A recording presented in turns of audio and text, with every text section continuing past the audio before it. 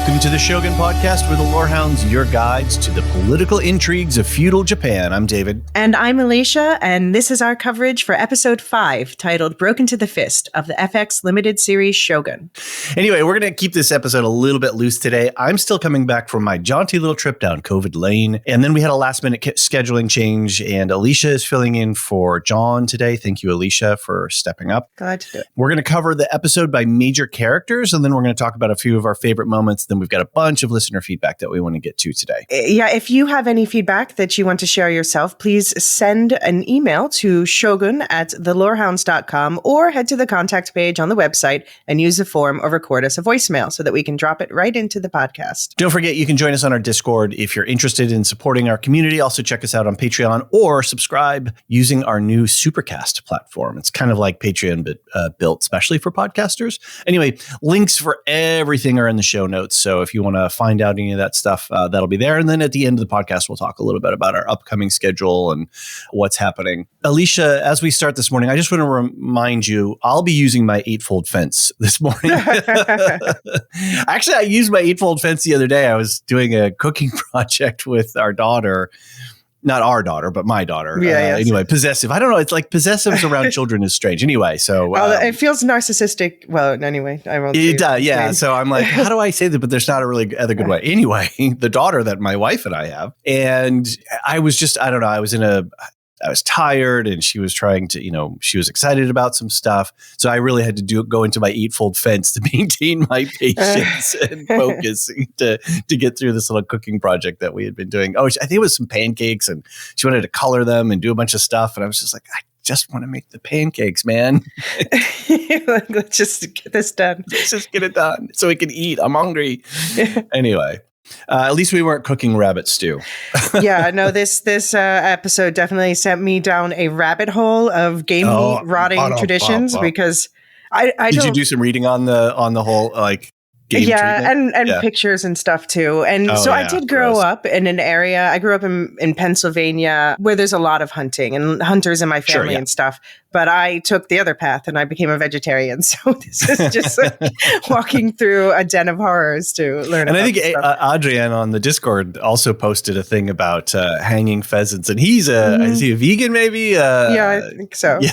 So we got the non-meat eaters all excited about stuff. Yeah, it's like a car crash, a fascination with abomination. You can't look away. Right. How did you like the episode otherwise? It was so much drama of every type, very soapy but engrossing. Fuji-sama continues to be a total revelation, just quickly climbing to maybe my favorite character even. Across the internet too, like on all the platforms, she's dominating. The reaction shots are just meme ready. Completely. She's so precious. Yeah, I still love Mariko and Blackthorn. I don't think they're going to stay mad at each other long. She was already breaking her promise not to talk to him like 2 seconds later. And I'm definitely eager to see what the fallout of that event at the end of the episode will be. Right. Yeah, pouring one out for the gardener. I kind of am going to miss the gardener. That wouldn't hurt. But I guess, that sets more stakes in this world in a way. It's not just red shirts falling into the earth. Yeah, and it's a big, what do we want to say? Is it a foil? I don't know. It's going to affect Blackthorn going forward.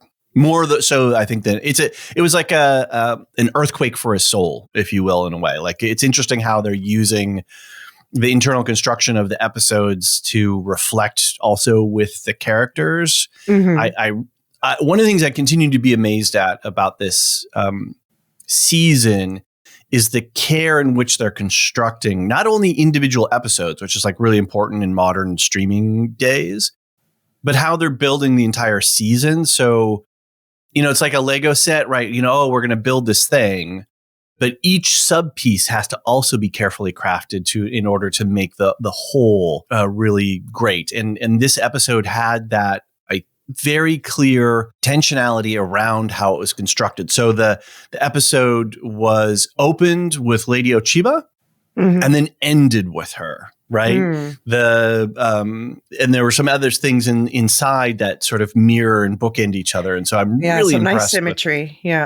It's really cool. And I have no idea, how are they going to wrap this up in 5 episodes? Yeah. I mean, but I guess that's the thing is I don't know what is, I haven't read the book, and I'm again glad that I haven't read the book, because normally I enjoy being that person. Like, well, in the book, actually.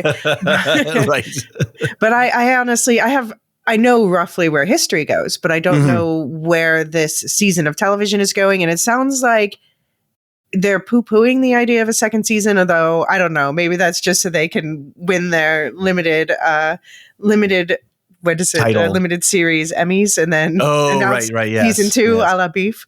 Yeah, right. You know, I'm fine if they don't pick up the Blackthorn, Toranaga, Mariko's storyline. That's fine. We don't have to stay in this period. But this production team that they've put together, they could just do anything set in this region and timescape, and I would watch it. I'd watch a lot of stuff from this group of people. If given the time, if they had the time to be able to cook their magic, I'll watch it, anything. Well, I know it's a more fantasy version, but I'm very much looking forward to finally seeing Blue-Eyed Samurai after the season is done. I've heard nothing but good things. I thought it was John who watched it. Yeah, John was blown away by it. Yep. Yeah, I got to see if I can pick that up at some point. Oh, I know another thing that really blew me away in terms of construction was the arrows and the reveal of the arrows in the gatepost. Right. He shoots those arrows and it's such a high drama tension scene. Right. And then they just completely ignore it until he walks back into the compound, and then he looks over his shoulder and there they are. And then I had forgotten about them. I was waiting to see them because I actually knew this scene from the 80s miniseries. Okay. And it's a big scene in the 80s miniseries. And it's actually used as a it kind of woke up my young attention to this whole idea of, being this mastery and this ability to sort of let go of your intellectual front end brain and settle into sort of a quote unquote Zen-like state, or, flow state, however we want to call it, where you allow all of that body memory and training to come forward and be confident in that way. And so in the 80s miniseries, there's a analogous scene where the Buntaro character, shoots through the mats and hits the targets.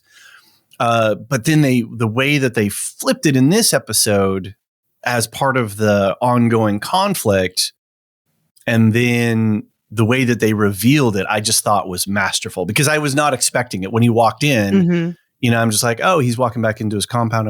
And then it hit me, oh, the arrows. And then boom, they showed it to me. And it was like, oh, this is just really smart. Well, it's also television.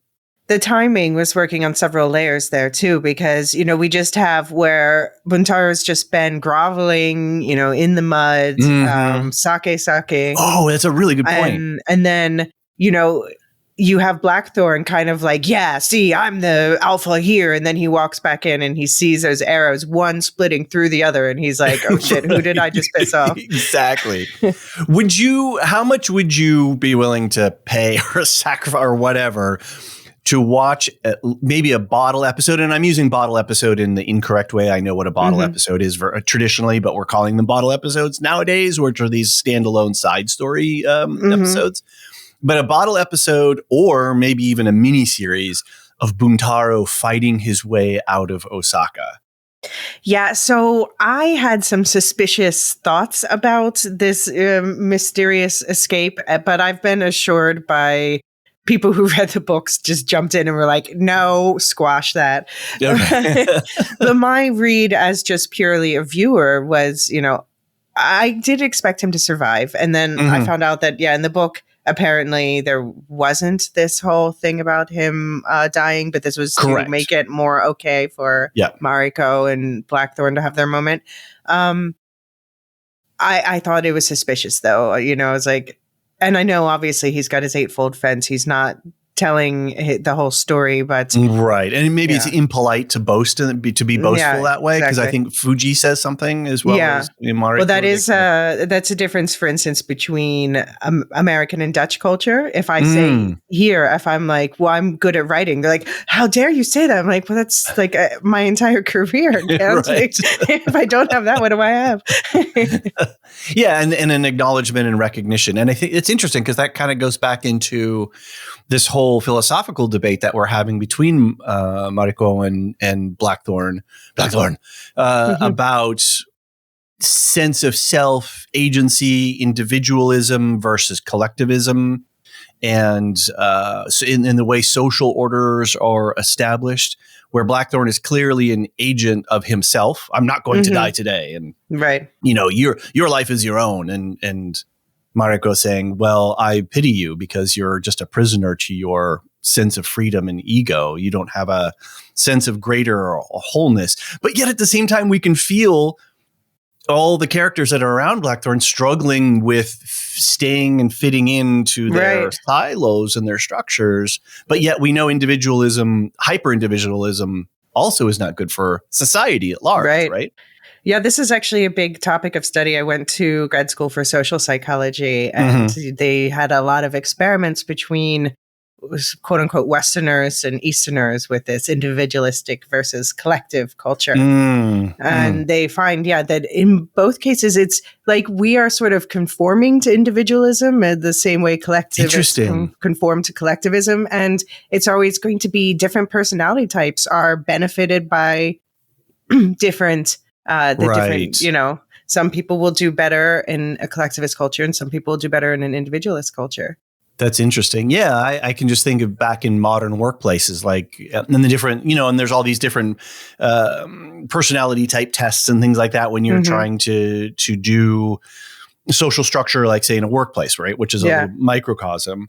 And this idea that certain people are different kinds of thinkers and different kinds of leaders, and other people just like to shut all that stuff out and just put the work in front of me, and I just am happiest when I can just go. That's interesting that we're also conforming ourselves to an ideal of what self-freedom, self-actualized freedom means. That kind of flips it on its head a little bit. Well, it's I always think whenever anyone says normal in terms of like sexual orientation or neurotypical behavior or something like that, I'm like, well, that's just the agreed upon what we're all pretending to be. That's right. So anyway, I would still love a side episode. A different show would have totally taken Buntaro's escape and given it a whole episode. But that would have been a bigger budget too. Yeah, exactly. But that would be such a badass story. Yeah. Oh my gosh. Or a movie, like a little miniseries, like a 2-hour movie kind of thing or something. Well, yeah, because I think the show is also served by making us, they don't want to make him too much of just a villain with beating his wife and all that. We're already disinclined to like him. But if it gets us to, by showing us how awesome he is as a warrior, at least, and, when they can make it more complex, more gray, then, I find that serves the story better. That makes it a more interesting story. Which goes back to my just scratching my head going, how are they going to wrap this up in 5 episodes? Because there's so much story that they're leaving. Where are they trying to land at the end of the season is my question. I don't know. I'm flying blind on this one. Yeah, I've stopped watching the 80s miniseries because I want to be surprised and sort of delighted. Now that I try, there's a real high degree of trust for me with them. And so I feel like, great, take me where you want to go. I don't need to get into the silly 80s comparisons. I just want to enjoy what you guys have made. Okay. Well, I'm curious if you finish it when you're done, which you think of. We'll see. Yeah. Because we've got, a few big titles headed. We get multiple freight trains headed. Are you team black or team green? Yeah. What am I? am I team black? Yeah, I think I'm team black. Yeah, I'm team black. But I mean, the greens, they had a good trailer. It's it's going to be a good that's season. Just it. I haven't even had time to I know. The trailers. Anyway, great season, great episode. I love the way that they're balancing the humor as well with the serious stuff. So, it's very cool. Let's talk a little bit about some quote unquote history stuff or some more real world comps before we take a break, and then we'll get into the character arcs. I noted that Nate, our resident historian on the Discord, wrote a little post about Tatarigami. That is the vengeful spirits. So it was mentioned a couple times when Blackthorn had the pheasant hung up, and some other things people were talking about. Oh, is this household cursed? And the people in the village are going to talk. Tatari, Nate writes, itself is like a curse of vengeance. So the whole "this house is cursed" idea is that because of the bad things happening, there must be a vengeful spirit causing it. Tatarigami are usually caused by something, a wronged person who dies and then comes looking for vengeance as a spirit, etc. Okay. Maybe we'll see the gardener again. No, yes, he didn't feel wronged. No, he was. Yeah, and it's been interesting. There's been a lively debate too about the morality around that situation and the fact that he chose that, but at the same time, anyway, we'll get into it when we get into. If they wanted to sell us on that, though, they should have had him complaining about his advanced cancer or something. That's a good point. Yeah, he's like, oh, my bones are aching this morning or whatever I'm feeling. Yeah, that's a good point. It's just getting so hard. Yeah. Yeah. Quick note about earthquakes. Apparently, Japan has around 1,500 earthquakes per year, 1,500 earthquakes that people can feel per year, according to the internet. And I did just a quick Google search. And I read a little bit more into it. Apparently, there are 4 tectonic plates that are all meeting right where Japan is. And so there's a lot of geological action. Obviously, it's part of the Ring of Fire and the Pacific Basin. But I didn't realize that there's actually 4 plates there all coming together and meeting in different ways. So it's a super complex geologic situation. And I tried to read a little deeper into it, and it was doing my head in a little bit last night. So, but I thought too, the way that they depicted at the end of the episode with the liquefaction and that earth flow or mudslide, there's different classifications for what is an earth flow versus what is a mudslide, and then the whole science of liquefaction. But basically, when the ground becomes soaked with enough water, and then there's some sort of triggering event, either just gravity pulling on something or a pretty good sized earthquake, that it just it changes the state of the soil. And then that soil just turns into a giant river mud flow. And that's what we see consume Toranaga's army. Yeah. Yeah, that was just, they were all just standing agape, watching all these people being sucked into the earth, and then just not even reacting until it was Toranaga. And then it's everyone snapped too and went running, not him. Right. Never mind the other guys that are standing around. But I noticed too that the show was doing something subtle, so that to get that liquefaction effect and that earth flow, the ground needs to be saturated. And it's been raining a lot in the show. And even we get a little comment where Toranaga says, oh, it's a bit wet for the pigeons down here. And I was like, whether that, how much that was playing into the earthquake decision. I read that as because it was like a cave, a river cave, right? Right. Yeah. Yeah. Sort of a crevice in the shoreline. So, but it's just one of those little background drops, right? That they, in the construction. The other week too, I was talking about flintlocks, and Nate made a mention about matchlocks versus flintlocks type of firearm. And apparently, even though Blackthorn's pistols are flintlocks, the rifles that they would have had probably there in these scenes would have been matchlocks. Very similar design and construction, except that rather than a piece of flint striking on the metal to create sparks to shower down into the pan where the gunpowder is, you actually have a piece of cord that is slowly burning and on the end, it's a little ember. And then what you do is you fit that in, you load up your weapon, you put the ball and the powder down the barrel, and you have a little bit in the pan, and then you have to manually open the pan where you have the ignition powder And then you have to put the match, the slowly smoldering match, into a device that then you could either touch it, but that's hard because you got to hold the rifle with two hands to steady the barrel. So it's on a little hammer that's connected to the trigger, and you have to manually fit that in there. And then when you pull the trigger, then that falls down and then ignites the pan and then fires it off. So it's a lot of fiddling. Yeah. A lot of fiddling to fire one of these things, and very slow rate of fire as well. So, but thanks, Nate, for catching that detail. So do we want to talk about the whole science of hanging game? Yeah, sure. Yeah, I mean, it just basically tenderizes the meat in a way, which, I'm like, you came from Amsterdam. There are literally Dutch ovens. Right. Slow cook that bird. But no, apparently this is a thing that some people even still do today, where and they even say, let it hang until the maggots fall out. Like, yeah. But it's a real thing. I guess it tenderizes the meat, and because the bacteria, softens it up and it makes it gamier, so it has a stronger flavor. Yeah, I read an article, the one that Adrienne posted. It was a person's personal experience doing this as well, and they ate a pheasant before, like right after they had harvested it, and they said it was like, yeah, it was kind of flavorless and didn't taste like much, but then after hanging it, then it actually developed the flavors that actually make it unique, as a unique thing to eat.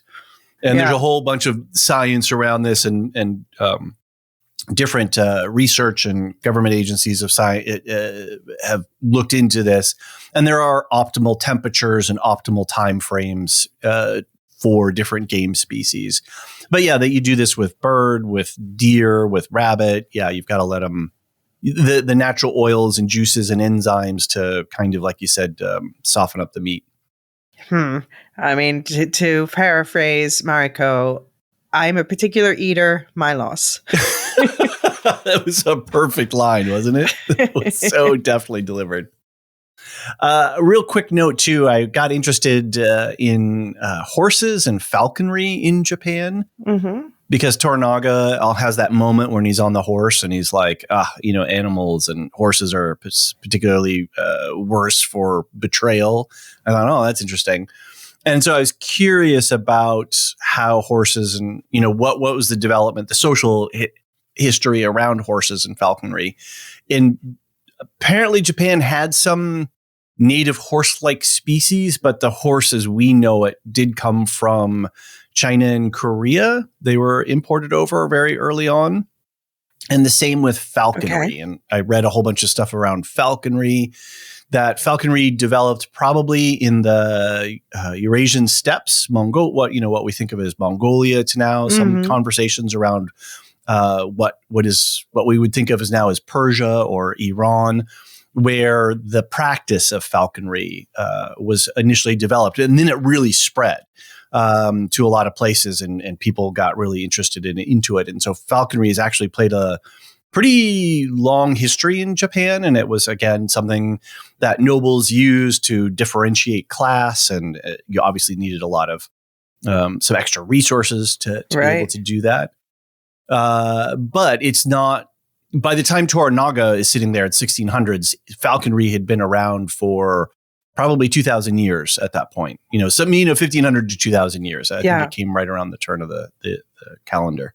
Yeah, at the AODR Film Festival, we had a documentary short about a modern falconer in the U.S. And, he's driving around with his bird, but he's like, I'm thinking about getting my bird to eat first. So, he's like, where's likely places in this random part of the U.S.? And it's a lot of, he's putting all of his resources into this bird. Right. Yeah. Yeah. Interesting.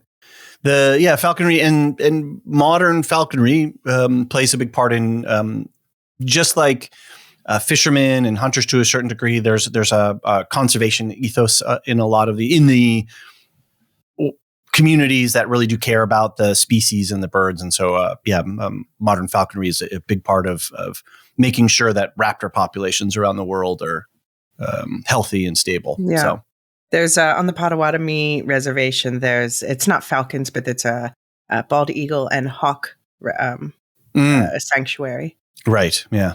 And that also helps pest control in the area. Yeah, exactly. It's part of our web, our ecological web. Did you make anything of the title of this episode, Broken to the Fist? I mean, yeah, who is he trying to break like a falcon? I mean, I'm assuming, of course, this is Toranaga's the one who's the falconer of this show.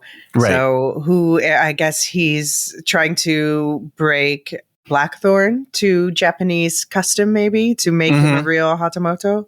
Okay. I like that take. I think that's one way I could read it.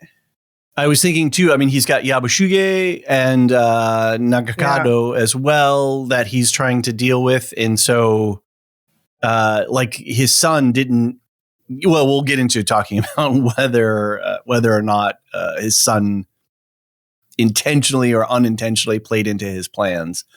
But I thought that the turn of phrase was interesting, broken to the fist. So it's like, it's no longer wild. It still has its wild qualities and can still, what does he say? All men are like falcons. Some are flown straight from the fist, killing anything that moves. Others are lazy and tempted by the lure, but all men can be broken. So yeah, I think you're right about he's the falconer and it's his fist that he's trying to break them to do his will. Yeah, we got to see a bit more of the Machiavellian side of Toranaga. You know, we're inclined to think of him as our hero, but he's a complex man too.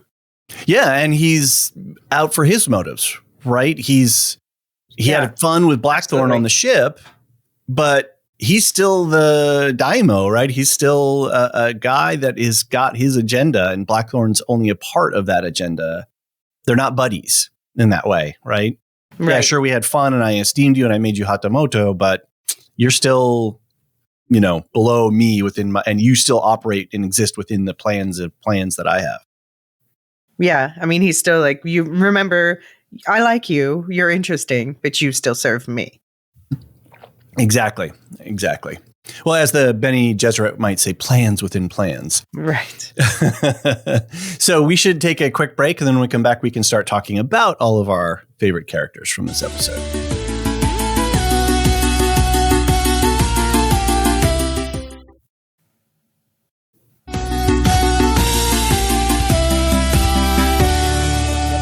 And we are back.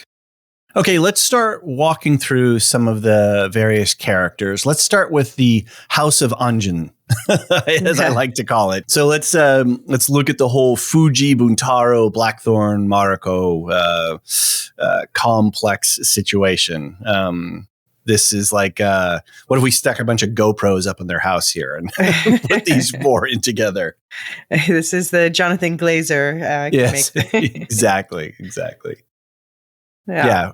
As we said, Fuji is quickly winning all of our hearts. She's amazing.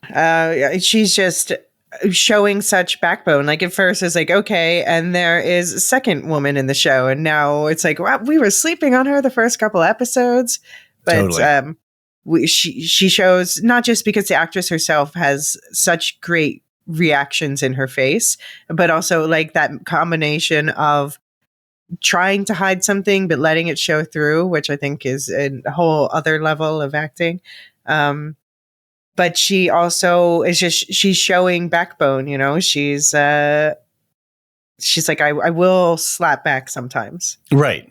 And there's a couple of scenes between her and Mariko where she's like, okay, you guys slept together. What do I need to do to prepare for this? Because that's an awkward situation. So like, clue me in here a little bit, sister.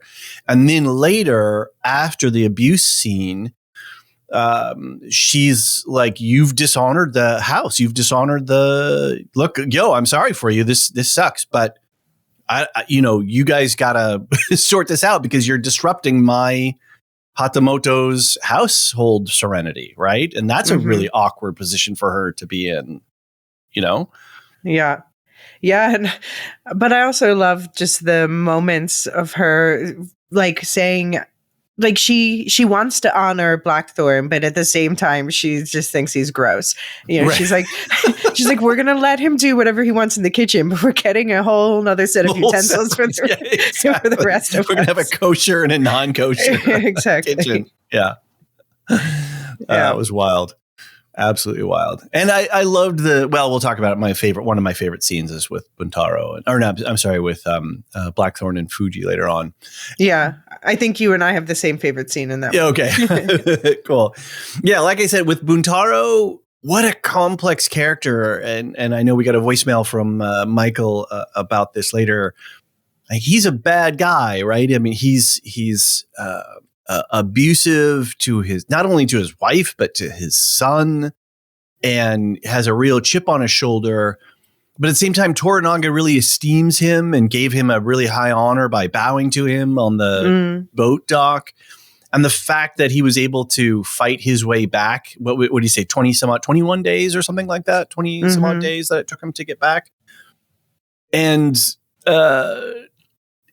clearly an accomplished warrior, but there's some weakness, there's some character flaw in him, and some sort of shame or jealousy that's driving him to have this really messed up attitude towards his wife. Yeah, I mean, that's a good question. I wonder if we're going to find anything more about his inner life or his past life, or if there was something where like he loved someone and was jilted, or if it's just, the insecurity bred by this society, this high upper society of competitiveness, where you're constantly trying to prove your place so that you can climb the ladder and not be killed. So it's interesting. I think with Mariko, she's an accomplished woman, and now she's being sort of elevated to this translator level. So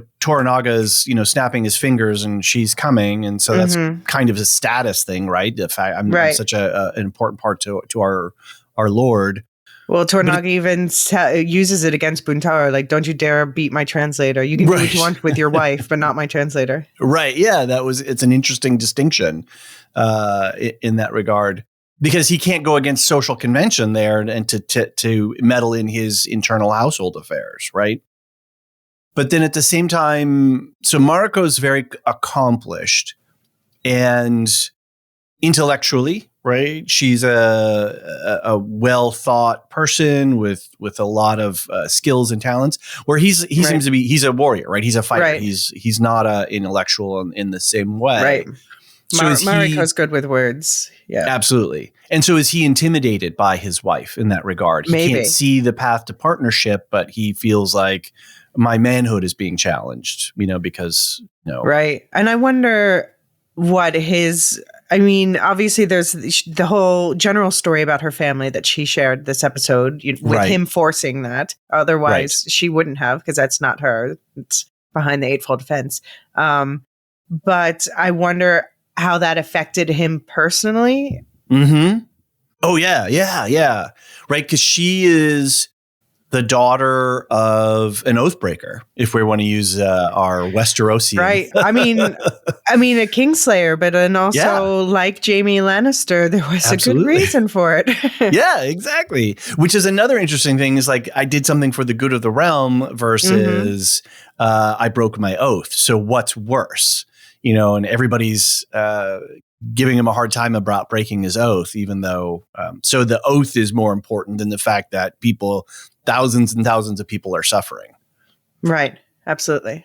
So we got an interesting, I'll read this in the feedback section, but Nate wrote in a whole bunch of stuff about the historical inspiration for this issue with Mariko's past, which, so it's, her father was Lord Akechi Jinsai, and he was the vassal of Kuroda-sama, the ruler before the the most recent Taiko.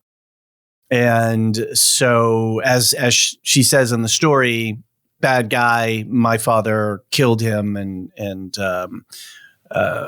now I carry that shame, and I can't. I'm the one that has to carry it forward. So I think it's an interesting point that you just said, which is, how does her status affect Buntaro? Well, sorry, I'm not his homie. So Lord Toda, Toda-sama, how does that affect his standing and status and his own internal sense of healthiness around their relationship. Right. Right. Absolutely. And I thought it was interesting also. I think it was Nate who said it, that we also have to consider that the novel was written in the 70s, which is, people were really thinking, looking back on World War II, that the Japanese had a general death wish. And so you see that reflected in all the characters. Like they all seem to, like she's like, I wish he would let me die. And Fuji, this episode is like, well, maybe I should die for the whole gardener pheasant situation. And then that goes to Mariko's comment just before the earthquake, which is we live and we die. And that's sort of all there really is. And then boom, the earthquake happens, right? Great dramatic event to really encapsulate that. And I don't wonder how much and she says this before too, with the house, the construction, the physical construction of their homes, which are they come down and they go up because we have these earthquake issues. And great Chekhov's earthquake in the previous episode to set us up for this one. That how much does the psychology of sudden earthquakes play into the larger culture? I think that's an interesting question. Certainly, Japan has. I think they're the people who have developed, who started the science of seismology to understand and predict and develop the technology to be able to mitigate the impact of earthquakes. Right. Really advance that science. So. Yeah, it makes sense. I mean, they're just basically right there on some riffs. Yeah. Yeah. I love this line from Mariko, but from this day forward, the only words we shall share will be from others' lips. And then one scene later, she's immediately like, but let me tell you some things. Exactly. But the writing there was just superb. Yeah, no, the writing's been beautiful throughout, very poetic. And I understand, Abby was saying, and also they're talking about this a bit in the FX podcast about how the Japanese, it's so difficult to translate into English. And so I have to, this is why we need good translators, not AI. Because it's more tough than one might imagine because different languages express ideas and they just have different concepts, and especially between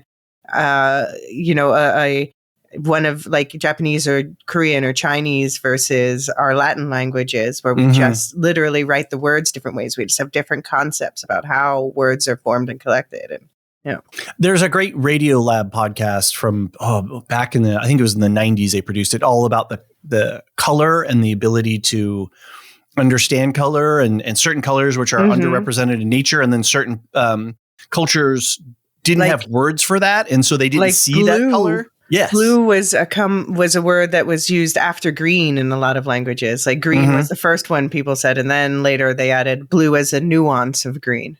Right. And then to be able to see those colors if you don't have language for it. So language and thought. So yeah, very, very interesting dynamic there.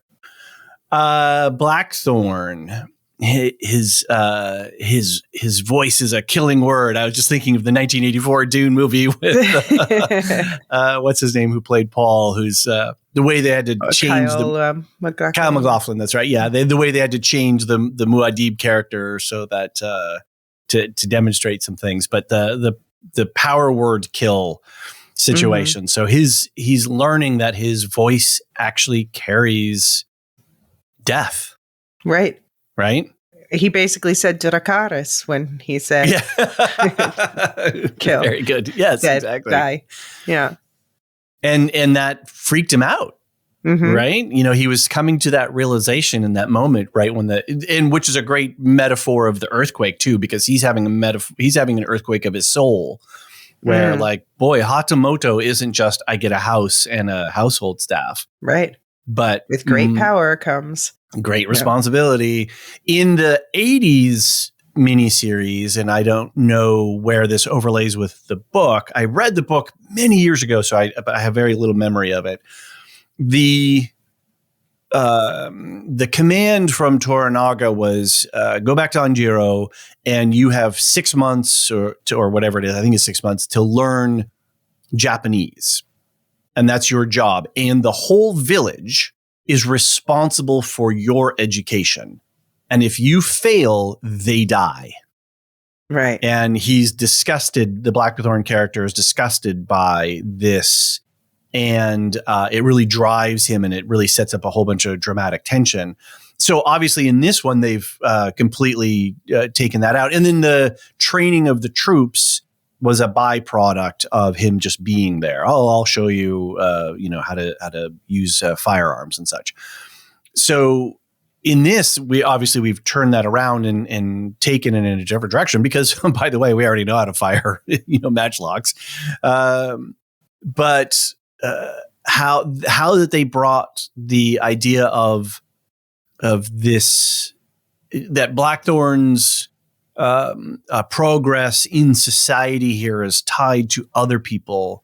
And then if he says something or screws up in some way, other people suffer the consequences, not him, because he's Hatamoto, right? So yeah, you screwed up, but he died. And that's a shocking revelation, a shocking understanding for Blackthorn. It shocks his conscience.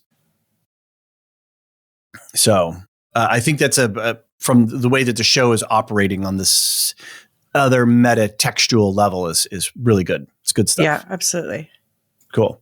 All right, let's do a little bit of talk around the Toranaga twist, all of Toranaga and all the things that are going on around him. Do you think that he put his son in position there, knowing that his son was going to screw up in some way, but not knowing exactly how? You mean that he put... because he put Nagakado into that mix with Omi and Yabashige, and knowing that Yabashige is a snake, right? That he's playing both sides. He doesn't know Omi. Maybe Omi's not as big on his radar, but I think that Omi is now. But yeah, seriously. But did he put his son into that position maybe as a test to test his character to see if he could?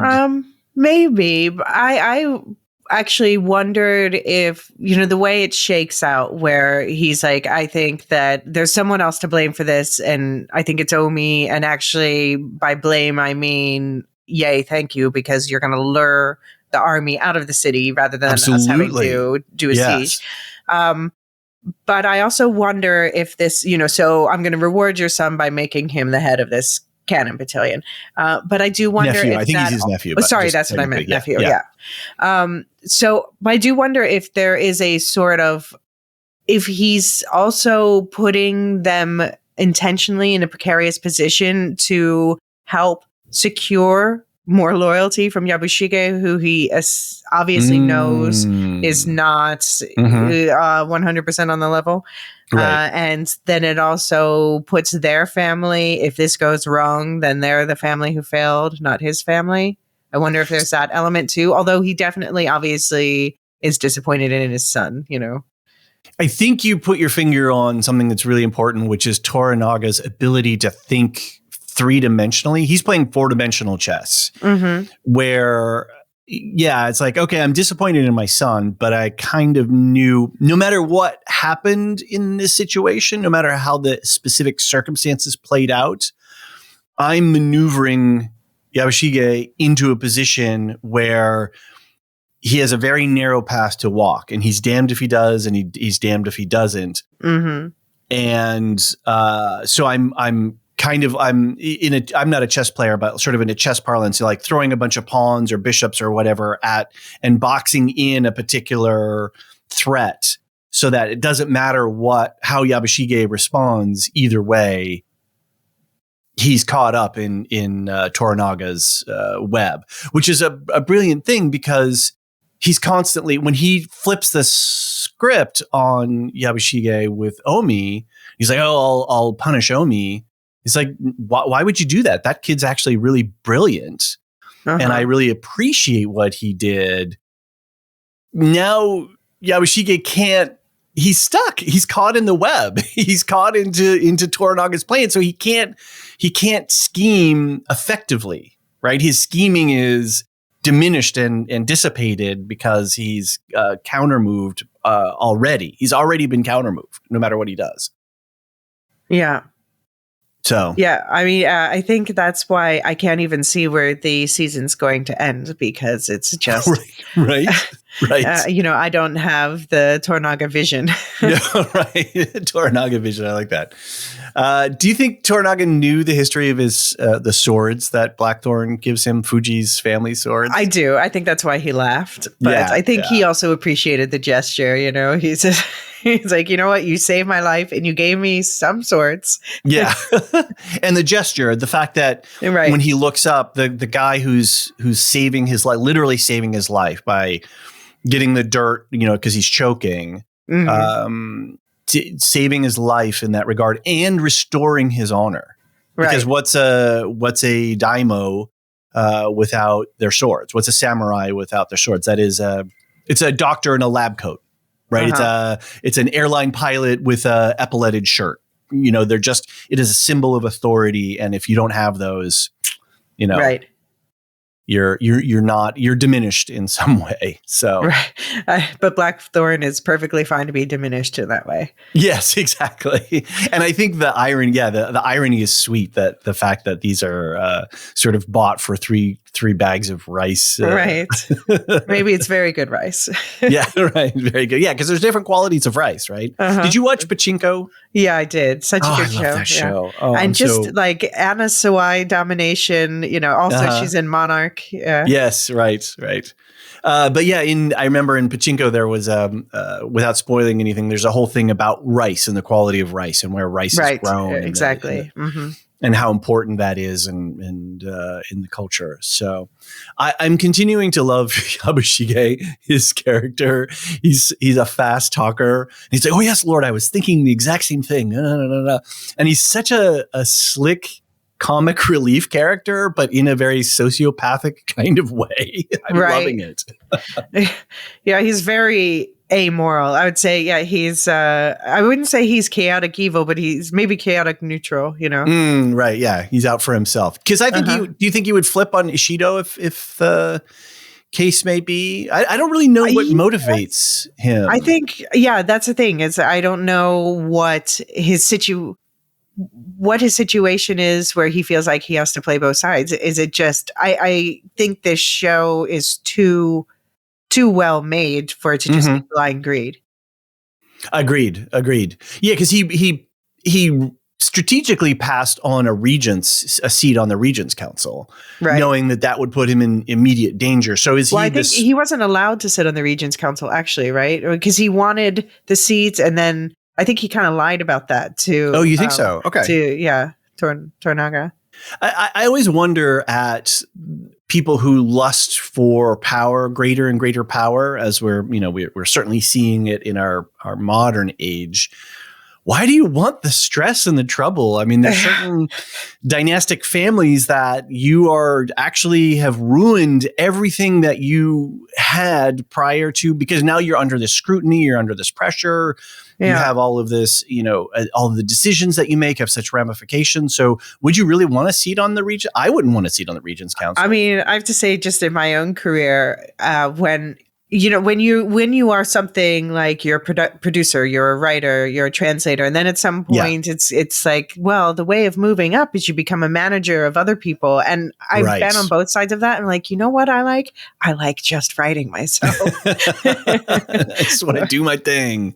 Yeah. Exactly. And not be responsible for the quarterly reviews and the blah, blah, blah. And, Right. Yeah. The responsibility. Yeah. It's a lot of work.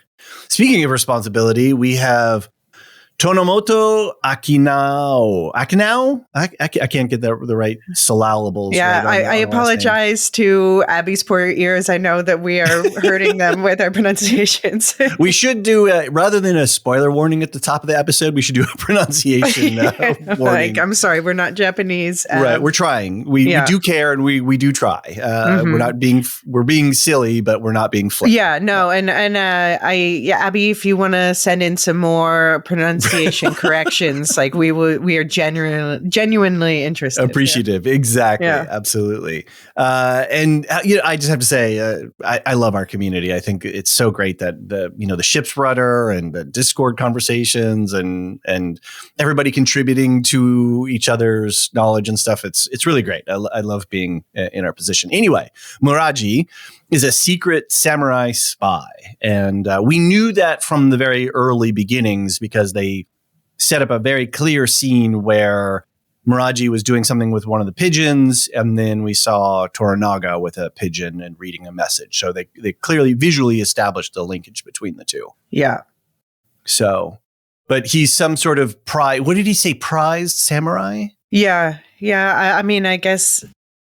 But who is he pretending to be? If the town doesn't know he's a samurai, he's just some old man who he's the village headman. He's the headman of the village. Okay. So he's sort of the head. He's the more equal among equals, I guess, if you will. Right. He doesn't rise to the level. He's like running things. He's sort of like the office manager for the village. Yeah. Mm-hmm. Yeah. And he's got to answer to Omi, who's in charge of this particular little area, who then answers to Yabashige in a larger region. So yeah, I think he's just sort of the responsible dude. Because I think they went to him when they were trying to deal with the pheasant, and he's like, well, that's a household problem. But they went to Muraji to say, hey, what do we do in this situation? So he sort of interpreted, well, the village can't really get involved, but the village is being affected. So you got to deal with it. But how you deal with it is an internal matter, but you need to deal with it. So I think conveniently, he can also then say the gardener was the spy. Exactly. He set that up perfectly. Do you think Yabashige saw through that, or is his sort of, what do you call that? Horatio? What's the hair standing? Oh, horripilation. Horripilation. Do you think he had some horripilation when he heard the fake excuse? I mean, I think he rightfully probably is suspicious of all of Toranaga's moves. And he can see that this is connected to him somehow, and how convenient is that? But, Mm-hmm. But it does also put the matter to rest for now, and there's not much he can say to that. Although I felt bad for the gardener, so he dies and his honor is besmirched upon his death. That's a good point. Yeah. Totally. He signed up to take care of the Tatagiri, the evil spirit, not to become the spy. Right. Exactly. Spy. I hope he didn't have any family left. Bear shame or something. The end of his line. All right. As the Regent's Council turns, what remains of the council? Right. Was this brilliant television or what? The way that each scene, we have one less council member. Oh, Shugiyama sends his regrets, and they pull that away. It was so good. Yeah. Yeah.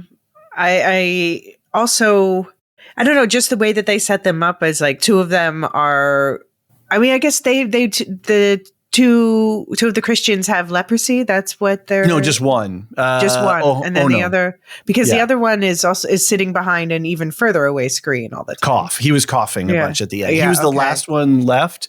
That was not Shugiyama. That was, I'm looking at the ship's rudder right now, trying to find his name. He was it's in my notes here, though. I think I have it. No, it is Sugiyama, who is the one that's doing the coughing. Okay. And so maybe like a tuberculosis kind of situation. So I don't think he's going to last the season. No. I think he's going to be out pretty soon. No, there's going to be some seats opening up. Absolutely. And also a falling of the, Catholic division. Very good point. Very good point. I love the fact that it's clear in my mind that by resigning, not only did Toranaga know that he would deadlock them. It's not even a deadlock because they don't even have a quorum. They can't even vote. But the fact that he knew that to replace the seat, that they would not agree amongst themselves, just like they couldn't agree, just like there was a tension around Blackthorn and executing Blackthorn. Yeah. So I love that whole exchange of he's like somebody's bad mouthing this other guy and like, I kindly remind you that this is our esteemed council member's cousin. That's right. Perfect. And they were just shameless with their critiques of other people as potential candidates. I also like the fact that Toranaga, or the idea that Toranaga knows that without him there to draw all of their ire, he was a unifying factor on the council for all of their ire. So Ono and Tsugiyama, might not agree on something. But enemy of my enemy. Yeah. Yeah, exactly. So they had enemy in common purpose, which then lowered the friction, smoothed the friction between them. But now with Toranaga gone, he knew that they wouldn't be able to stand each other if they didn't have a common enemy in Toranaga. So knowing he's withdrawing himself, that he's just going to set the council up for failure. I like also this idea that now that Ishido is angry, he's going to attack out of anger as opposed out of attacking out of stratagem and at a place and time of his choosing. I guess the head in the box was designed as a lure, as sort of like throwing in a bomb and chasing out Godzilla. Sorry, I'm watching a lot of monsters lately. But yeah, I think which then goes into the whole thing of whether he set his son up. So I think he's just capitalizing on circumstance. Yeah. Right. Like, oh, okay, well, how can I use this particular he couldn't have, even Toranaga could not have predicted what his son would do with the cannons with Omi on his shoulder. But he's smart enough to capitalize. His plans are so... He's flexible. Completely. And that's why he's so perfect for his leadership role. The ending of this episode just gave me chills. So we get the earthquake and we get this great moment of life and death, and then a little bit of humor with Toranaga laughing at the fact that he's, be given these beggars swords. But then we get Lady Ochiba. Yeah. And the mother of the son of the Taiko, the former wife of the Taiko. And as I mentioned before, the episode opens and closes with her, and we have a really great overhead shot of her palanquin with the drone, and it was so well done visually. But we haven't seen her before, have we? This is the first time we've actually seen her on screen. Right. Yeah. We've heard a lot of references to her, and I also find the timing interesting, that I think Toranaga, he went back to Edo, probably not just to get new awesome clothes, although respect for that. but she at the same time he comes back to the village with the others, she's going back to Osaka. So I also have to wonder if she's playing any sides here, if she's double agenting at all. Right. Oh, is she on Toranaga's side, or is she on her own side? Yeah, that's a really good question. I don't think we have enough information. I don't have enough information to make a guess yet. She is certainly, they certainly are painting her as a ominous character. I mean, we get the shot of the palanquin from overhead. It's raining. We get the shot of her coming back into the music, the castle in Osaka. So they're giving us all the visual and auditory clues that she's a serious player, but we just don't know what her motivations are. Right. So... and it goes back to, how are you wrapping this up? How did you just put a major piece on the board and It's episode 5. Hey, still half the season to go. I'm telling you. I mean, think about how fast we fell in love with Fuji. That's true. Or if you think back to like episode 1 with, Blackthorn and his ship and, episodes 1 and 2, that was like a lifetime ago in terms of Blackthorn's development and all that's going on. Yeah. Where are the Dutch sailors? Where are my people? Again, Toranaga playing smart, right? I'm just going to move that piece just away. Just putting that in my pocket on the shelf over here. Hey, they're over here. It's all good. It's all good. They're alive. They're being well cared for. Oh, all right. Well, let's talk a little bit about our favorite moments. Let's do a little back and forth. It looks like we've got roughly about the same. So what's your first favorite moment from the episode? I mean, just, Mariko translating always, just the way that she negotiates the tensions, and I just am always fascinated to hear what she chooses to translate and what she chooses to leave off. Right. The way she phrases things ever so slightly. When the scene happened when Blackthorn was saying to Toda, aka Buntaro, that maybe he should treat her with a little bit more respect, I thought that was a nice edge moment with how is she going to translate this to him, to Buntaro. That really brought her translation skills into sharp relief. And it's interesting because in that moment, she translated it straight. She didn't swerve or go around it too much. She kept it pretty down the line in terms of what his meaning was. So, yeah, exactly. One of my favorite scenes was, and I mentioned this before, Yabashige trying to dig himself out of the hole that he's dug with Toranaga. Right.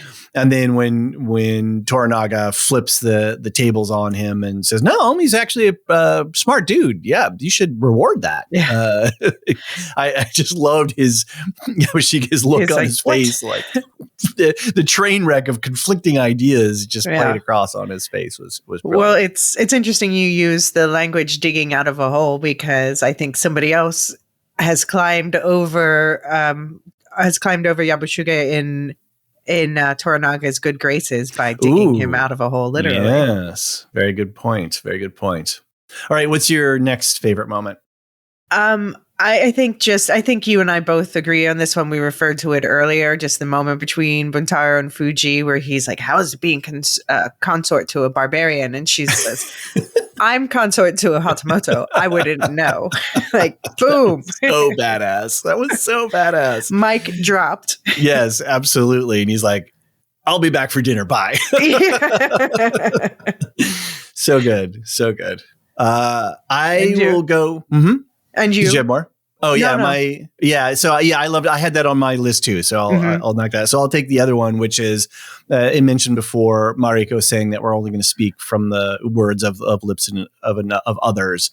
Yeah. And I thought just from the construct of the star-crossed lover trope was just so beautiful in the sort of poetic, Shakespearean Romeo and Juliet kind of world of, our hearts are together, but, we will only speak with the words of others and translate. It was just perfect. It was just a perfect line of dialogue for me. It said so much. Yeah. So. Yeah. All right. And we haven't really talked about it that much, but I know you and I are both Dune bookheads, so we appreciate a good dinner party scene. We understand the importance of that. We talked about, we are particular eaters, our loss, and then Fuji-sama, pour that stew into the sea. So good. But hey, I think the rabbit stew, other than the rotting part, I think that the rabbit stew, as he described with the sherry and everything, sounded quite good. But I was ready. I reached out to the TV screen. I was like, okay, give me that bowl. I'm down. But I think because of the rotting pheasant, they were going to try. They weren't going to give anything else a chance. Disgusting. He kind of gravy. All slopped it together. Meat. I appreciate how they turned that on its head, because they did the scene with. I'm sorry, I forget the name of the fermented. Natto, right? Yeah. And so then they showed him being like, "Oh, this is funky, but good." And and he's like, "Y'all have no idea what funky is. Let me show you." let me drop some gravy in your bowl here. Yeah, it's all about the gravy. They flip it on the head because often when we see things from an American perspective, it's like anything that's not what Americans usually eat is like, ew, weird. And now they're showing like, he's English, but still they're like, you're European food. Ew, weird. And it's a great recentering of the whole story where we're now looking above and down at everybody as opposed to Clavel's novel in the 80s miniseries where we're a Westerner looking at the exoticness of the Japans, right? Exactly. But we have these two cultures who are both quote unquote civilized, who have societies and industries and complex social structures, and looking at each other like, barbarians, eating with your feet, like eating, rabbits, like that's disgusting. So, all right, my last one is in contrast to last episode where Fuji yelled. Was it last episode or was it episode before where Fuji yelled at Blackthorn? I think it was last episode. Yeah, where she's like, dude, give me the pistols, right? I am your consort. I'm the head of your household. I defend your honor with my life. Give me those. And he's like, oh, okay. Right. She sort of scolds him a little bit. And then in this episode where she's injured and he comforts her briefly and then goes and moves the rock. And it's just like, okay, this relationship just went somewhere where I didn't think it would go. It's so, I just love their dynamic and their chemistry. Yeah. Yeah. They're learning how to respect each other and what that looks like to each of them. Yeah. Yeah, absolutely. All right. Any other favorite moments or? I mean, I guess I brought it up earlier, but just the emotionality of when Mariko was forced to share her story because, and I appreciate that they didn't have her go out of character by just saying like, by the way, here's my backstory, exposition drop. It really, they turned it into this tense game of chess, emotional moments where, and I love that Blackthorn said to her, like, you don't have to tell me, you can just make up anything. Yeah, make up a story. Yeah, that's really interesting. Like, it's cool. He's respecting I give you permission. Her. Yeah. That's a good one. Well, let's take a quick break, and then when we come back, we've got a bunch of listener feedback that we want to address.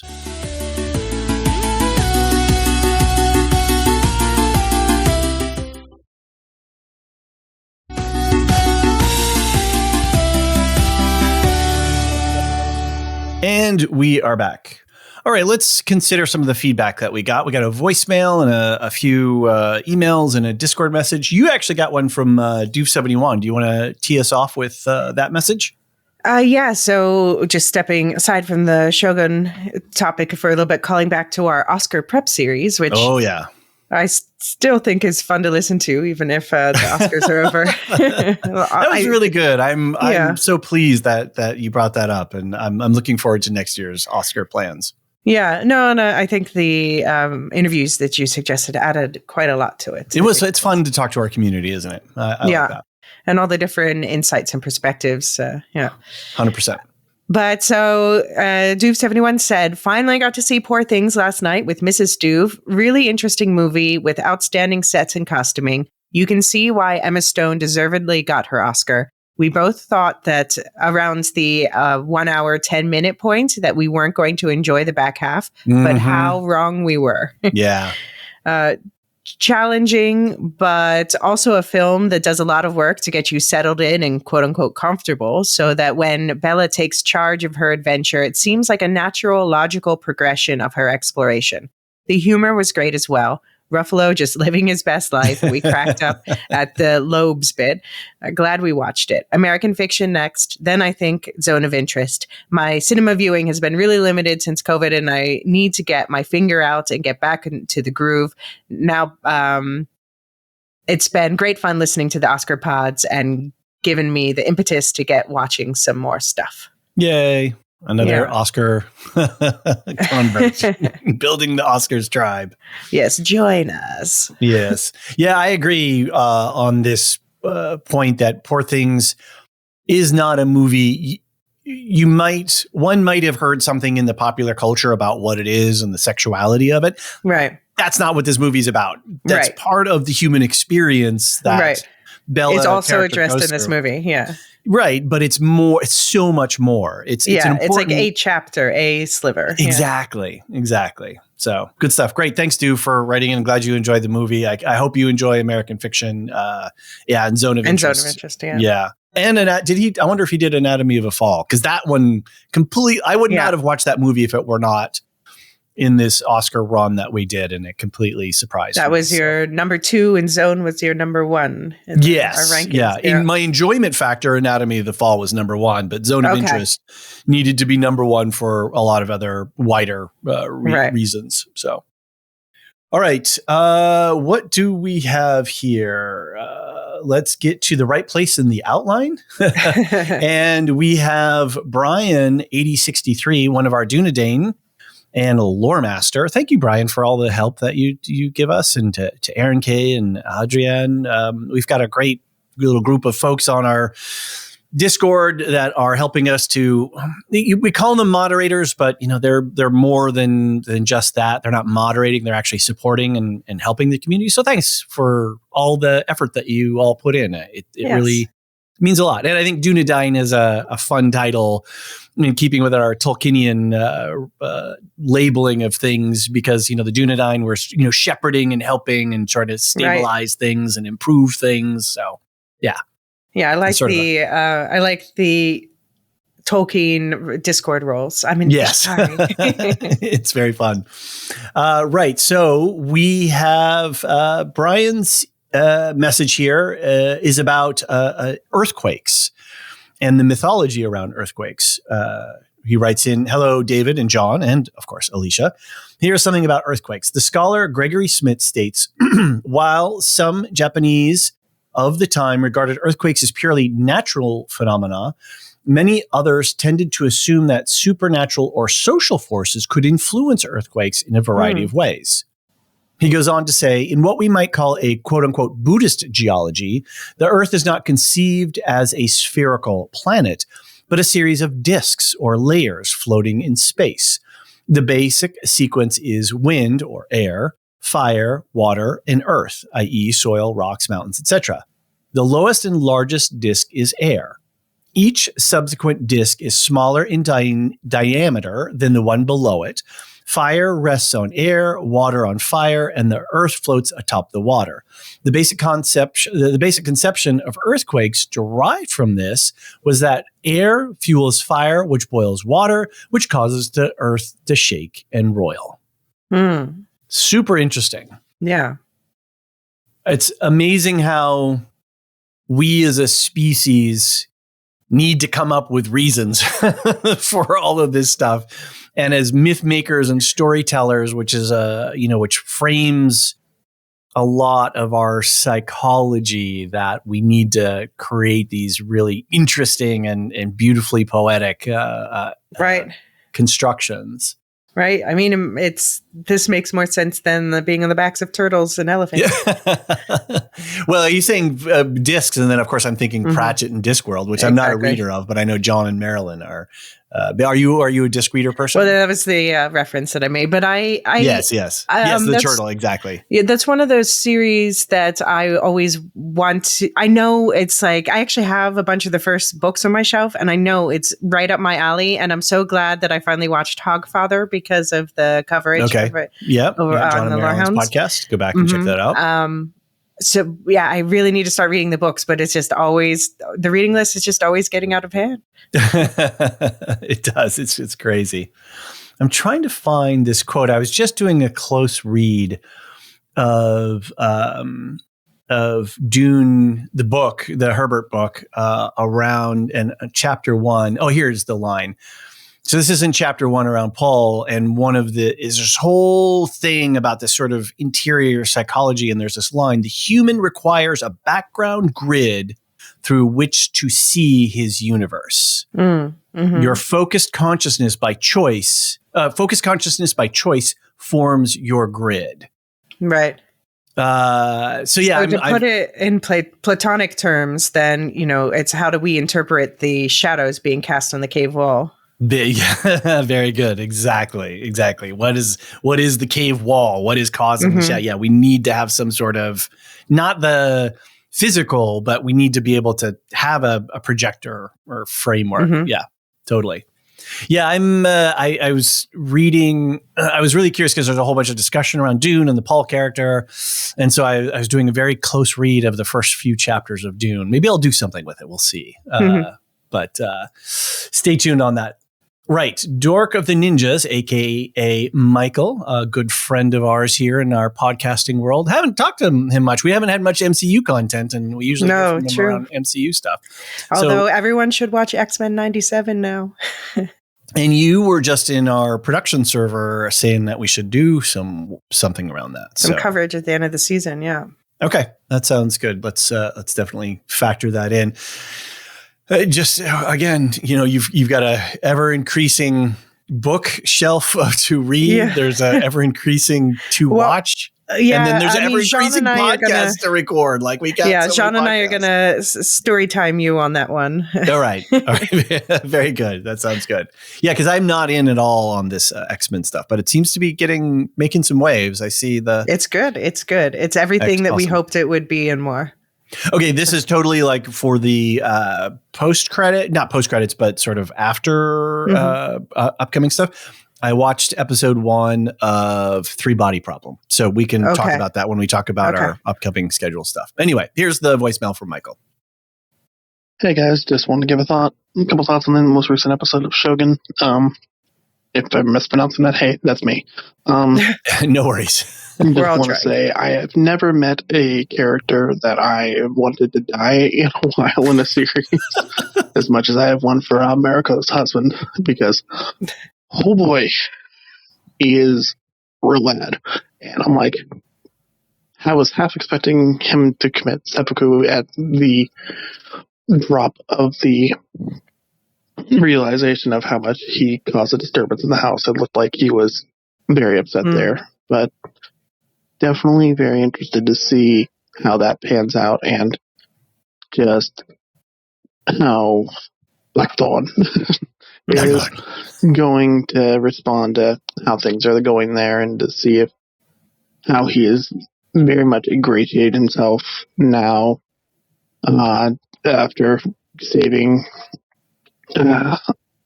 the Lord with this, and also on top of that giving him his swords. I just am very interested in seeing him kind of almost feel like he's falling forward, just by his way of being more life is important and life matters, and how his mental thing is everything is precious in that regard, whereas almost everybody else there is nothing matters comparatively. It's we come, we go. That's just how life works. Just interesting to see that meaning of the East and West in a philosophy sense versus just, oh, hey, here's the Westerner and versus the East things.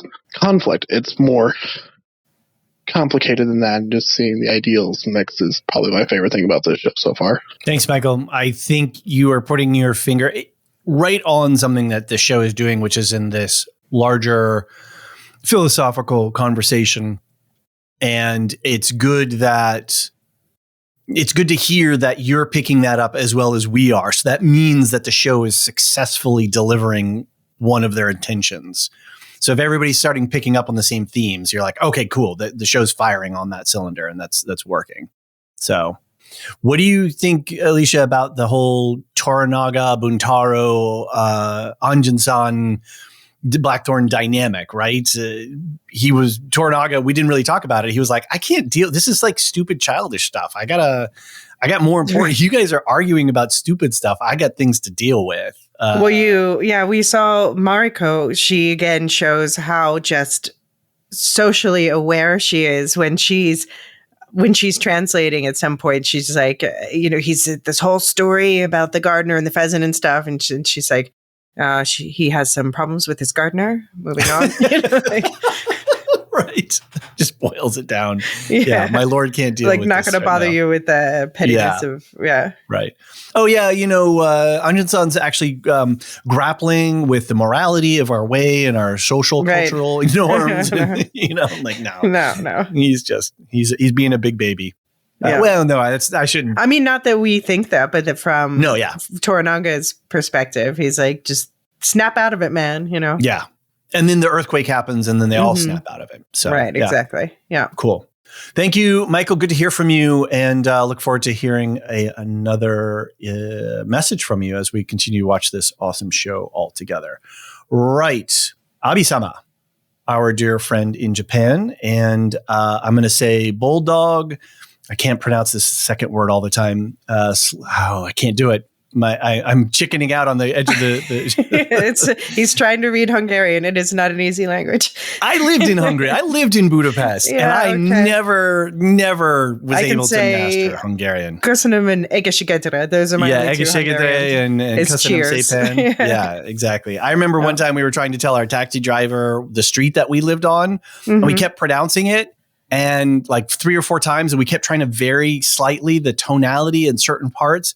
And after about 4 or 5 times, he's like, oh, now I know what you're saying. It's such a precise language. Right. It is so packed with depth and meaning. It's a really and that's long words that have a lot of accents on them.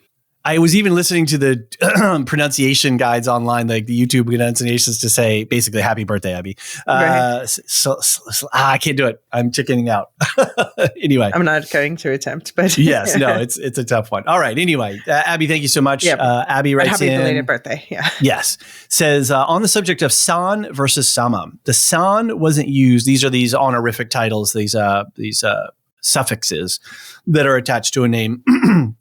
San wasn't used until the 19th century, if I'm correct, but surely not in the 1600s. The san is a modern version of addressing all Mr. and Mrs.'s unless in a formal setting like business, customer service, etc., talking to superiors just to be polite, in which case sama is used. You can't go wrong with sama, even as it can sound archaic nowadays in some settings. Okay, so better to be old-fashioned than potentially rude. Yes, and gender, and misgender somebody versus something, because I'm sure there's some variations there as well. Or is san? I think that I'm obviously, I know a lot more about Western European languages, but I think in East Asian languages there's already less gendering, like less gender pronouns, things like that. Well, here the next part of her email actually starts to talk about this a bit. There are a number of other more colloquial forms of address, kun for male and chan for female, used in familiar settings. Navigating the polite language's do's and don'ts can be quite a headache, although not so much as with Korean, for example, where a difference of a few months in age with your interlocutor results in a different form of expression. Interesting. So language used as social right, as to enforce the social hierarchies of society. All right, Fuji-sama is the granddaughter of Hiramatsu-sama, so she is not what would be called low rank. She really shined in this episode. So I think this is in reference to episode 4, some of these emails that she wrote in, because this came in before episode 5, if I remember my timing right. Kiku isn't anyone's wife. Yeah, so this is episode 4. Kiku is the courtesan. She's a courtesan, and she's indeed up to something. Looks like she's testing the waters about how and who to entertain, manipulate for achieving her ambitions, the agendas, whatever they may be, of the society of Kiku. So again, we've got another player on the board we didn't even touch on this episode, and that's going to have to play itself out in 5 episodes, right? So there's just so much going on. Yeah, absolutely. On the other self-interested star of the show, Yabushige, I'm liking very much the performance in portraying this fascinating character by Asano Tadanobu.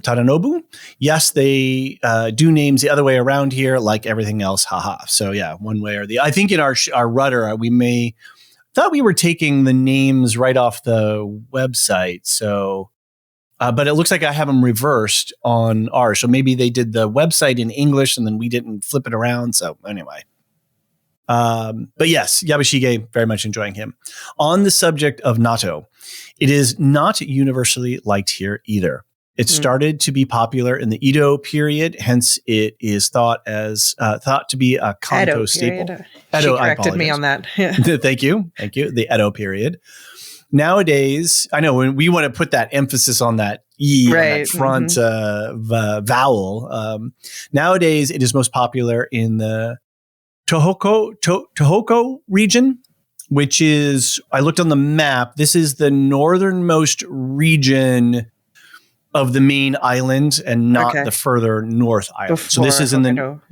Yeah. So this is where, she continues, where it got its popularity due to its uses as a replacement for protein-based food when those were unavailable due to cold weather conditions. So this part of Japan, as I understand it, climatically is colder, gets more snow and more climatic variation throughout the year, is what I'm guessing. There are non-stinky types available nowadays if anyone likes a challenge. Personally, and this is, I think, addressed at me. Personally, I found your suggestion of warming up natto disgusting. I would have it cold and not smelly if I had to, but not otherwise. Fair. Point taken.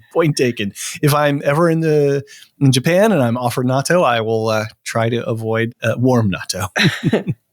On the subject of language of the rudder and diary, this is the show's rudder, not our rudder.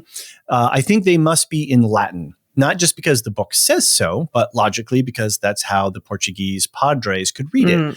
I don't think they speak English or Dutch, but Latin was widely used and was the English of that age. Plus, they are church people, the Roman Catholic Church we're talking about here. So I do think that there needs to be more explanation about that from the showrunners. Okay, fair call. Yeah, well, I agree. They're sloppy on the languages that are not Japanese, but I will hush. I've said enough about that. Yeah, especially when they took the care to take the English scripts, translate them into modern Japanese, and then take the modern Japanese and translate it into older, I don't want to say archaic, that's not the right word, but previous era Japanese, and then back again to English for the subtitles, right? They really cared about that. And waarom geen Nederlands hoor? Why no Dutch? There you go. Besides this observation, I still, I get the point of having the mainline story, done in English with the Japanese subtitles, but you could have put a Dutch and Portuguese audio tracks in there, right? I hear the points people are making on people not wanting to watch subtitled shows. And, I have to say, I have heard people be like reluctant to watch this one because it is so subtitled. But if it's going to be subtitled anyway, just go all the way. Go with it. And then, you have your dub track. And, in terms of finding actors who can speak those languages, it's possible. Blackthorn is not supposed to be native Portuguese or native Dutch. So he doesn't have to speak it perfectly. You can have Cosmo Jarvis just learn how to pronounce Dutch and Portuguese enough. Yeah. Yeah, it's a good point. Yeah. And they did it for Pachinko, right? They did it for Pachinko, just straight line, but then they made the other languages available so that you could sort of mix and match to get your fine-tuned balance. Yeah, because not everyone can read subtitles, or there should be a dub version. But then when you're going for the subtitle version, go all the way. All right, Abby continues. Besides these observations, I want to add that I am very much enjoying your breakdowns. The Hatimoto was hilarious, and I found the explanation about guns that I know next to nothing about to be informative. Well, great. Thank you for saying that, and thank you for your pronunciation guides. And if you just want to send in some audio with your pronunciation guides, please do. That was great. More of that. Yes, absolutely. And we love your accent, so do not at all feel that should stop you. You should all have cuckoos for a good job, or as they would say in Japan, Atsukare-sama. Untranslatable expression meaning something like good job, but used as a form of greetings in workplace settings. Okay. Looking forward to the next episode of an excellent television and your accompanying podcast, Abby, thank you so much, as always. Yeah. Cool. Absolutely. All right. Professor Neat, we've got a big one here, so we're going to work our way through this. I took this from the Discord on the sub-thread for the episode 5. Neat has been dropping amazing bowls of knowledge all throughout our Discord. And I believe I didn't catch Nate's background, but I believe they are a professor. Yeah, they are an educator of some kind, and actually we talk referencing students and their students. Well, actually, yeah, and he also is a talking head on this on Netflix. There's the Age of Samurai sort of docu series. Okay, apparently he's a talking head on there. So that was on my list, but now I'm like, it's going up my list. I need to watch that. My podcaster brain is scheming that maybe a post-season sort of conversation might be in order. All right, Nate, we'll be at you. All right. So starts off with the Akechi Jinsai. Mariko's father's story is based on the real Akechi Mits. Look, he even writes a little English pronunciation guide. Mitsuhide. Okay. A subordinate of Oda Nobunaga, the Sho's Kuroda, who in 1582 ruled most of central Japan and looked destined to complete the conquest of the whole country. I'm going to sort of skip ahead a little bit because there's a lot of detail. Basically, this guy was supposed to go do one thing and then he went somewhere else and surrounded this, the Honnoji temple. The Buddhist temple, yeah. Yeah, and burned it to the ground with his killed lord. Every man, woman, child, animal. Yeah, completely wiped it out.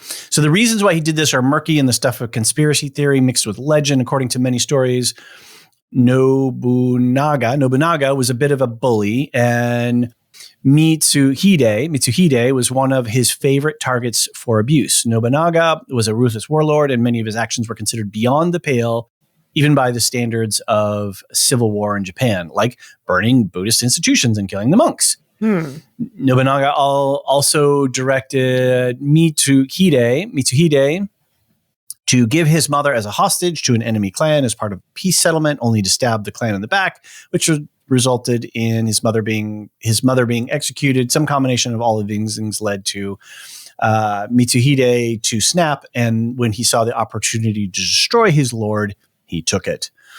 In the show, Mariko says her father was captured and forced to kill his whole family before committing seppuku.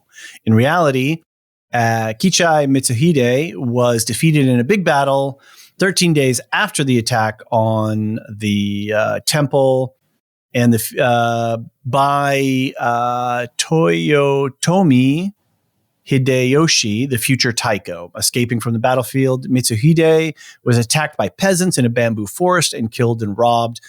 And then, there's a succession of power, et cetera, et cetera. Interesting that he was killed by peasants in the forest. I know it's not directly related, but it takes me back to the ending of Lord of the Rings. Well, not the ending of Lord of the Rings, but when what's-his-name is attacked and loses the ring.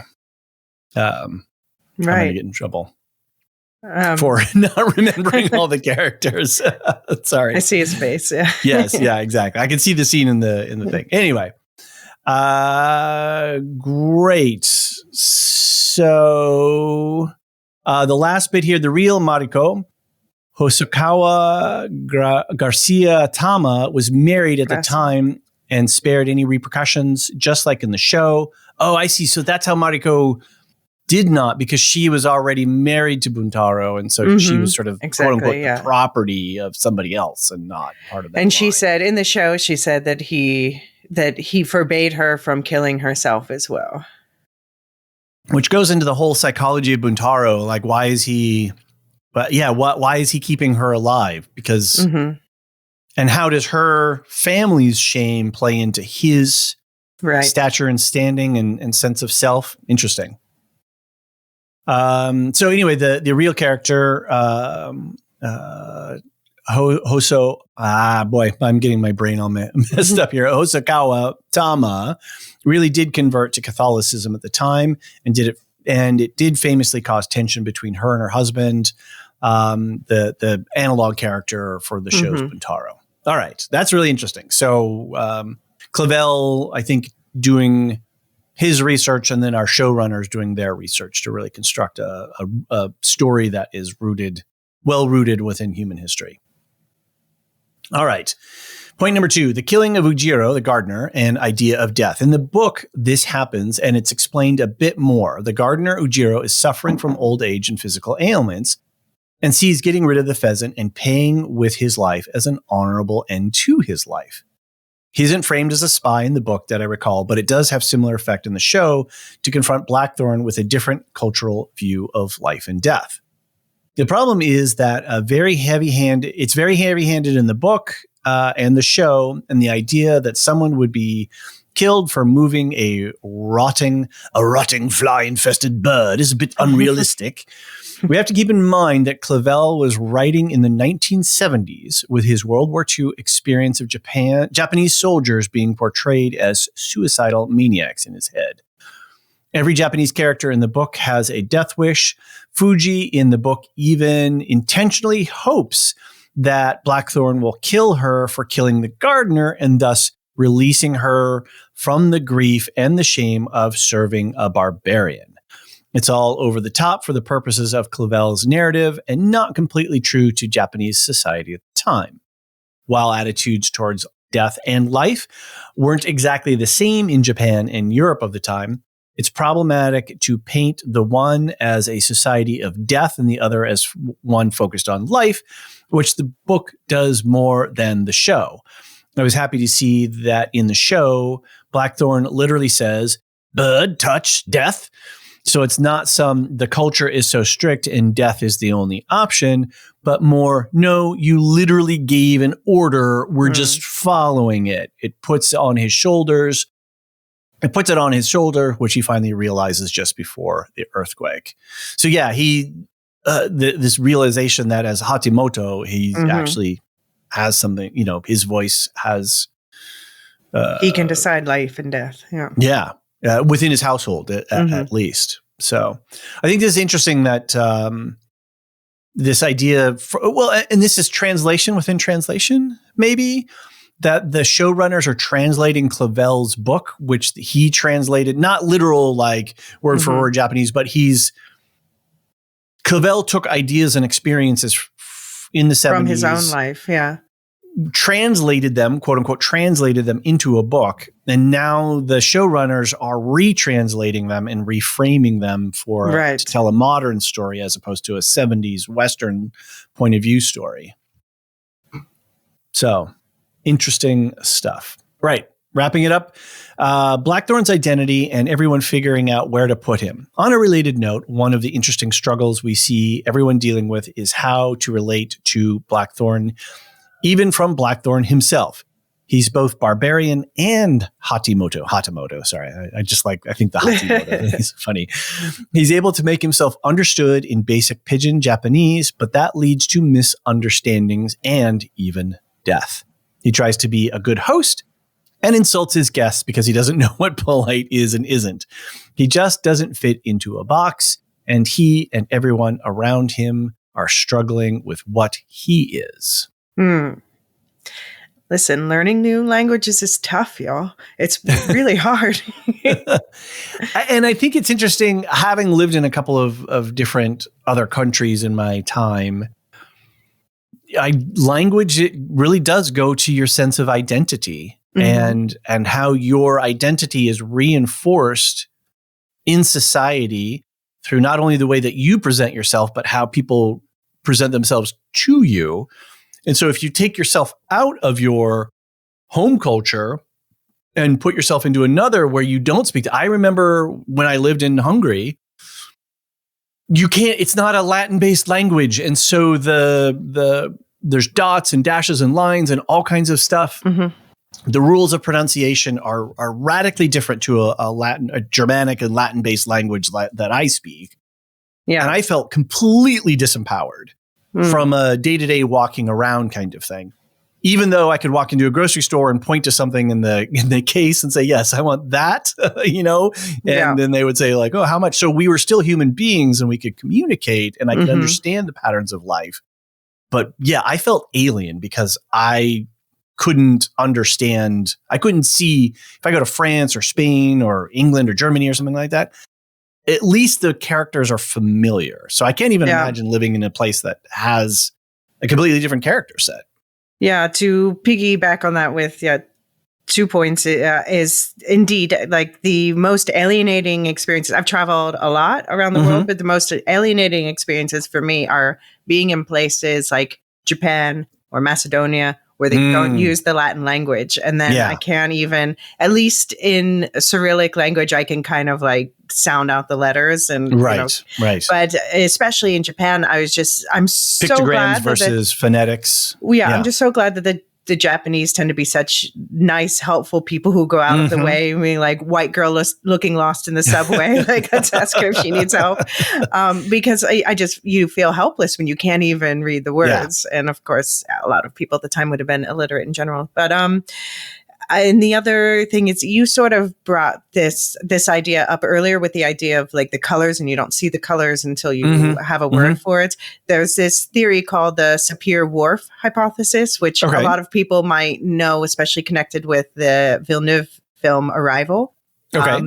Because going to spoil Arrival a little bit, but it's about a linguist trying to learn an alien language.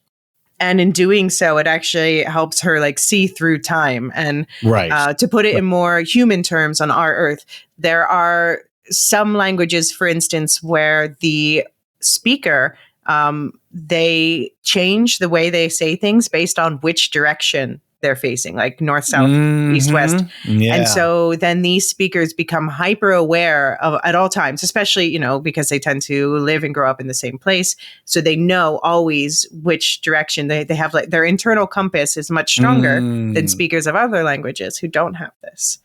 That's really interesting. Yeah. It makes me think about when I lived in East Africa and I learned a fair bit of Swahili. And distance, when you don't travel in a vehicle in terms of miles or kilometers, you might ask somebody, hey, how far is that thing? And they would say like, it's over there.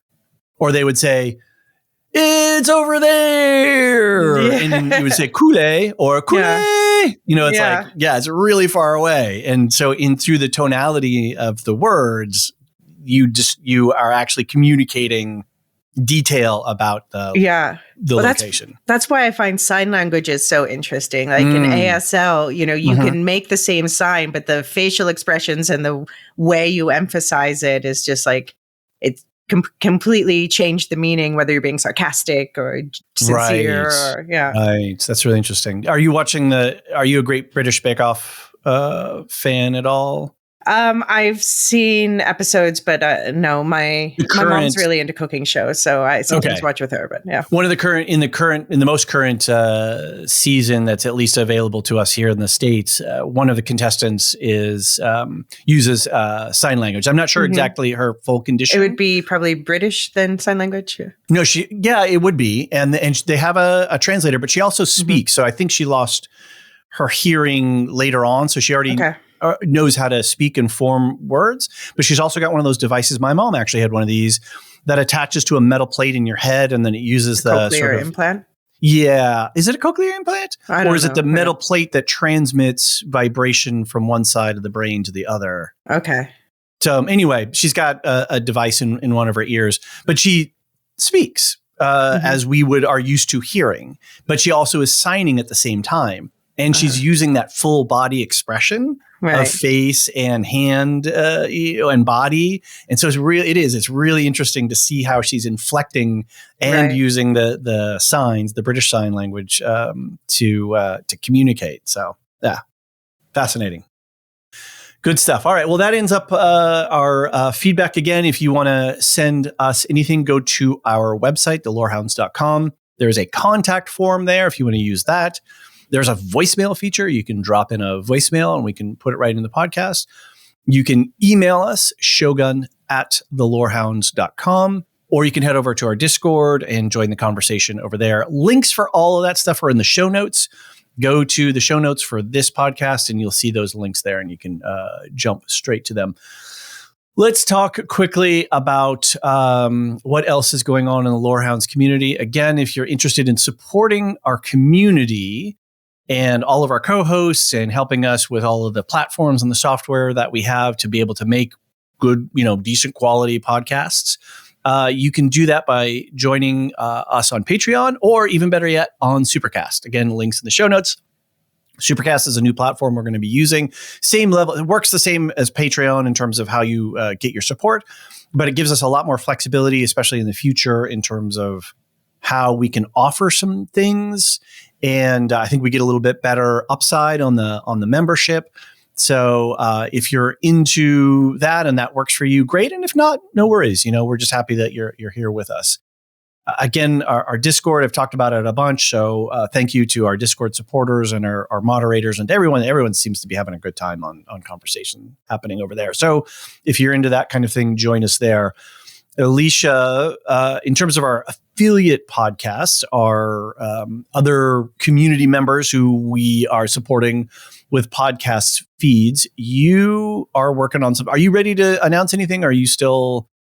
Because you got some Star Wars thing up your sleeve. Yeah, okay. I mean, I guess I can announce it. Okay, all right. Soft announce. Just want to real quick throw out for Will Shift Dust that there's a new episode, Mega Monster episode out that wraps up season 1 of Beacon 23 and also looks ahead to season 2 of Beacon 23, which starts April 7th.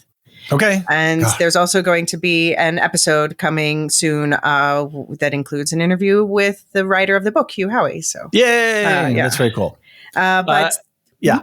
No, go ahead. Continue. I was going to say, but the Star Wars announcement is there's going to be a new Star Wars podcast. Stay tuned for details. But we're going to be starting a little bit like a month before the Acolyte drops so that we can lay some groundwork with the Old Republic storyline and High Republic storylines, because this is we're going to be going through Star Wars in chronological order.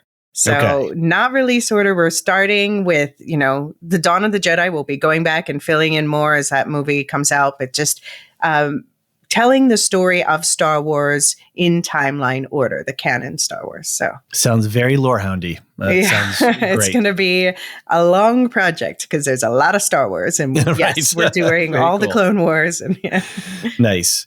Very good. How hype are you for Acolyte? We just got the trailer drop. Yeah, very excited. Very excited. It looks great. Okay. A lot of people are buzzing. Like I saw, by the way, that it is the most watched Star Wars trailer ever.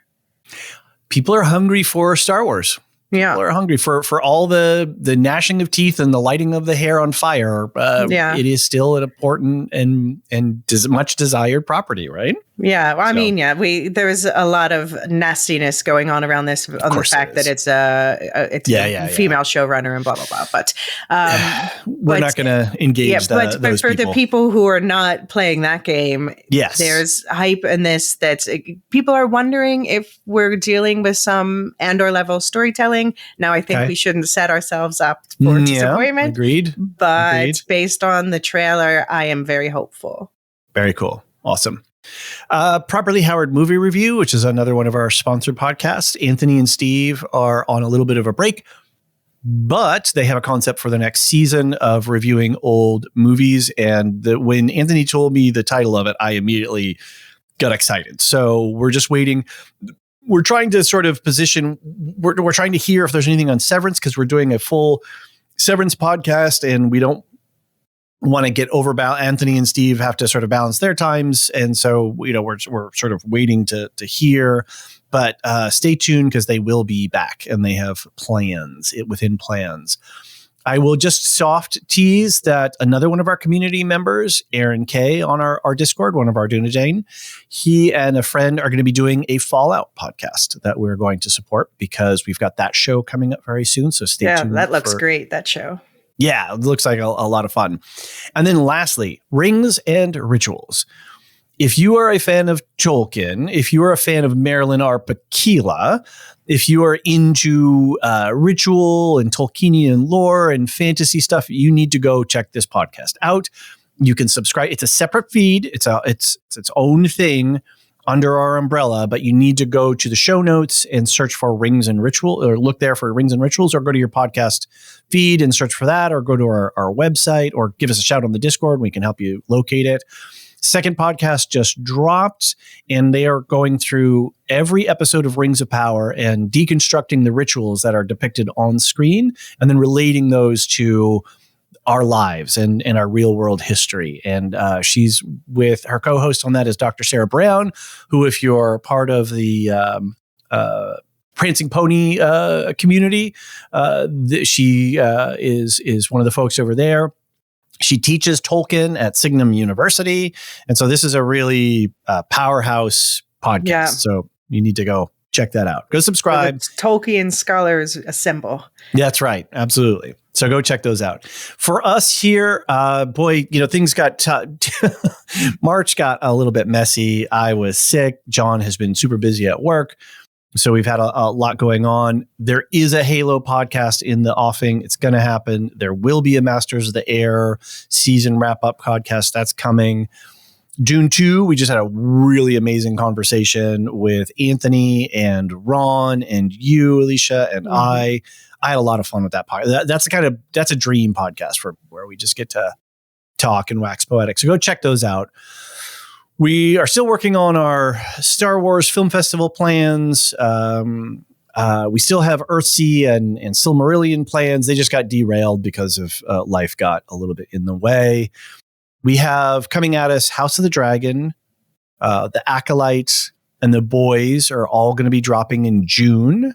Then we have The Bear at the end of June. So, Elysia, we're going to be talking, figuring out how we're going to cover all of this that doesn't make all of us insane. So we may be working in it's what I'm trying to say is I'm very badly is that we're going to be looking at how we're going to cover this so that it may be you and John on something or me and somebody else on something like that, so that we're not killing ourselves with trying to cover all 4 shows. So that said, thank you. Lastly, let's wrap it up. Shout outs to our Discord server boosters, Opus the Machine, Gnarls, Aaron K, Tiller the Thriller, and Dork of the Ninjas, Michael. To our Lore Master subscribers, both on Patreon and Supercast, we always like to give our top tier subscribers a extra special thank you. So Samartian, Mark H, Michael G, Michelle E, David W, Brian P, Nick W, SC, Peter OH, Tina W, Adam S, Nancy M, Duve71, Brian 8063, Frederick H, Sarah L, Gareth C, Eric F, Matthew M, Sarah M, DJ Miwa, Andra B, Kwang Yu, Deadeye Jedi Bob, Nathan T, Alex V, Aaron T, Sub-Zero, Aaron K, Dally V21, Gnarls, and always last but never least, Adrienne.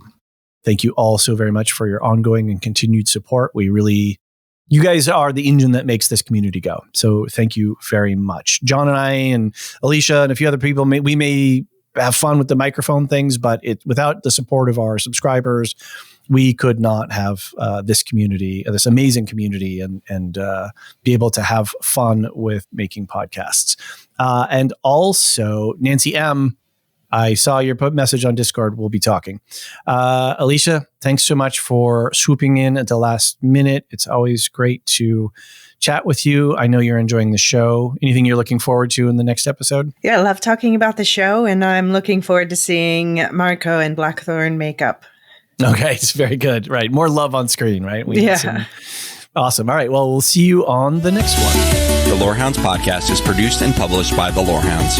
You can send questions and feedback and voicemails at thelorehounds.com/contact. Get early and ad-free access to all Lorehounds podcasts at patreon.com/thelorehounds. Any opinions stated are ours personally and do not reflect the opinion of or belong to any employers or other entities. Thanks for listening.